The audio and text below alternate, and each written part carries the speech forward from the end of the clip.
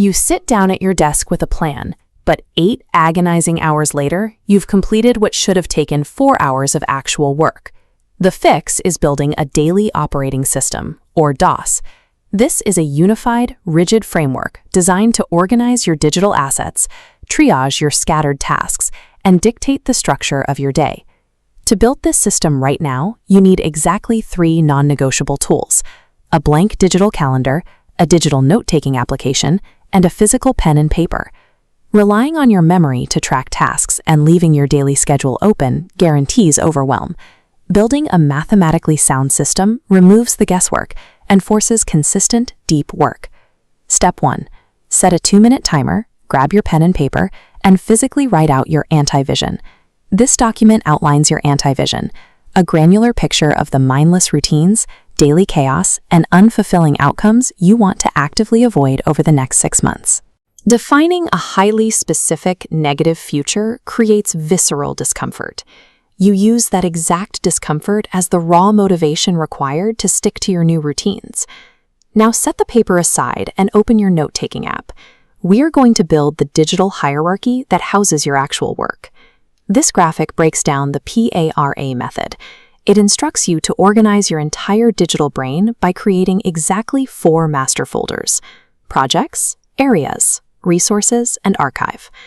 Look at the left side of the framework. Projects hold your active tasks attached to a hard deadline. Areas hold the ongoing responsibilities that require regular maintenance, like your health or personal finances. On the right are your storage zones. Resources collect reference material, and your archive holds completed work. Do not try to organize your old files into these folders yet. Just create the empty architecture. Motivation gets you to open the app, but a strictly structured, friction-free digital environment is what prevents the overwhelm that normally causes people to quit. Next, confront your massive, unfiltered to-do list. This cheat sheet outlines the 3-3-3 method, which artificially limits your daily expectations to 3 categories: 3 hours of deep work, 3 shorter urgent tasks, and 3 maintenance chores. To determine which tasks actually make that strict cut, filter them through the Eisenhower matrix.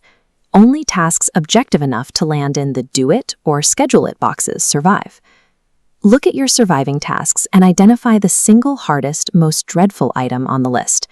You are going to apply the eat the frog philosophy and ensure that specific task gets done first.